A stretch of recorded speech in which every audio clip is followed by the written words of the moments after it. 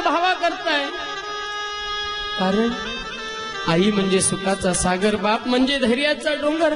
ज्या दिवशी आई मरते त्या दिवशी सुखाचा सागर आटून जातो मायबा, आणि ज्या दिवशी बाबा मरतात त्या दिवशी धैर्याचा डोंगर डगमळून जातो. आठवा ती आई. मला सांगा, आज कॉम्प्युटरचं युग आहे. छोट्याशा मोबाईलवरून 1 मिनिटामध्ये अमेरिकेमध्ये बोलू शकतो आपण दुसऱ्याशी. पण विज्ञान किती मोठं प्रगत झालं. हार्ट सर्जरी करायची असेल तर एवढीशी बारीक बारीक कॅमेरा निर्माण केला विज्ञानाने. छोटासा छेद टाकून आतमध्ये टाकला जातो आणि सगळं हार्ट मध्ये कुठे कुठे ब्लॉकेज आहे ते कळतं. विज्ञान हार्ट पर्यंत पोचलं. पण एक शोध अजून विज्ञानाला लागला नाही मायबा. ज्या दिवशी बाळाला जन्माला माय घालते, नाळ कापला जातो, बाळाला आंघोळ घातली जाते, बाळाला बाळुत्यात गुंडाळलं जातं आणि आई जवळ ठेवलं जातं. बाळुत्यात गुंडाळलेल्या बाळाला आई उराशी लावते आणि मग आईच्या सर्व अंगात रक्त तिच्या स्तनात जिरतं. त्याचं दूध कसं होतं नाही विज्ञानाला कळालं. आईशिवाय ते कोणीच करू शकत नाही महाराजा, आईशिवाय कोणीच करू शकत नाही. कारण प्रत्येक एका दुधाच्या थेंबा करता आई 2 रक्ताच्या थेंबाचं बलिदान करते. त्यावेळेला 1 दुधाचं थेंब ती लेकरा करता निर्माण करते. लेकरांना एकच विनंती आहे, आईच्या त्या दुधाला विसरलात, कितीही श्रीमंत झालात तरी कधीही आपण सुखी राहू शकत नाही बा. कारण आई करता कधीच जगत नाही. घडलेली घटना 4 मुलांचा प्रपंच होता आणि आज आदल्या रात्री आईने मुलांना जेवायला वाढलं. घरामध्ये भात होता तो शिजवला आणि मग सर्व भात 4ही मुलांनी खाऊन टाकला आणि आईला काहीच उरलं नाही. आईला काहीच उरलं नाही. आईच्या पोटामध्ये आग लागली होती, आईला भूक लागली होती. आई विचार करते, पांडुरंगा जरी मला उपाशी राहायला लागलं तरी चालेल, पण माझी लेकरं सुखाने जेवून झोपलेत ना. आई डोळे भरून मुलांकडे पाहत होती, मायबाप डोळे भरून मुलांकडे पाहत होती. दुसऱ्या दिवशी सकाळ झाली, पहाट झाली, दिवस उजाडला, माथ्यावर आला, मुलं शाळेमध्ये गेली. आईला बोलली, आई 12 वाजता जेवायला येतो. आईने डबा उघडला, डब्यात 4च भाकरींचं पीठ होतं, 4 लेकरं होती. लेकरं 12 वाजता आली, आई अगं जेवायला वाढ ना. 4 भाकऱ्या होत्या. आईने 4ही मुलांना 1-1 भाकरी वाढली आणि मग आई त्या मुलांकडे पाहत डोळ्यातलं अश्रू डोळ्यात जिरवत देवाला एकच विनंती करते, देवा जगात कितीही दुःख असलं तरी ते मला दे, पण माझ्या लेकरांना सुखी ठेव. ही प्रत्येक आईचं मागणं आहे आणि प्रत्येक बापाचं मागणं आहे मायबाप, प्रत्येक बापाचं मागणं आहे. मुलं मटामटा भाकरी खात होती. मोठ्या मुलाने विचारलं, आई अगं तुला भूक नाही का?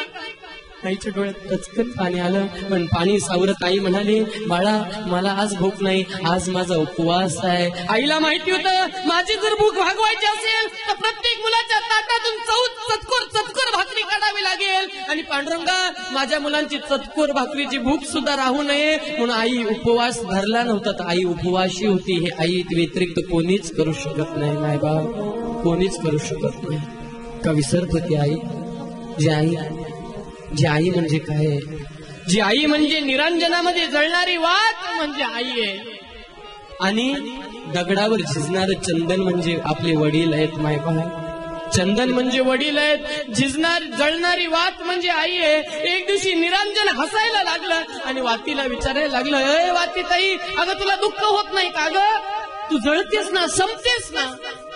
ती जळणारी वात म्हणजे आपल्या प्रत्येकाची माय आहे मायबा. त्या वातीने उत्तर दिलं, निरंजन दादा अरे मी जळते ना, मला एकच सुख आहे, मी दुसऱ्याच्या आयुष्यात प्रकाश देऊन जळते म्हणून मला एकच सुख आहे. ती आई, ती वात म्हणजे आपली आई आहे. संसार रूपी निरंजनामध्ये वात रूपी आई जळते, पण लेकराच्या आयुष्यात सुखाचा प्रकाश देऊन जळते म्हणून तिला आनंद आहे, म्हणून तिला आनंद आहे मायबा. एक दिवशी दगडावर चंदन झिजत होतं, दगडावर चंदन झिजत होतं, चंदन हळूहळू संपत होतं आणि दगड हसत होता. हसणारा दगड चंदनाला विचारत होता, अरे चंदन दादा अरे तुझं अस्तित्व संपतंय, तू हळूहळू संपून जातोय, तुला नाही का दुःख वाटत रे? ते झिजणारं चंदन म्हणजे आपल्या प्रत्येकाचा बाप आहे. ते चंदन उत्तर काय देतं? अरे बाबा, मी जरी झिजलो ना तरी ज्याच्या कपाळाला लागेल त्याला सुगंध आणि शीतलता देईन. मला एकच विनंती आहे, ते चंदन म्हणजे आपला बाप आहे. संसारूपी दगडावर बाप रूपी चंदन दिसतंय, पण त्या चंदनाला एकच वाटतंय, माझ्या मुलाच्या जीवनात आनंदाचा आणि सुखाचा शीतलता आणि सुगंध मी देऊन जातोय. हे प्रत्येक बापाचं मागणं आहे, प्रत्येक बापाचा विचार आहे. मला सांगा, काय मागितलं आईने आणि काय मागितलं बापाने? माझ्या मातावर्ग सर्व इथं बसल्यात.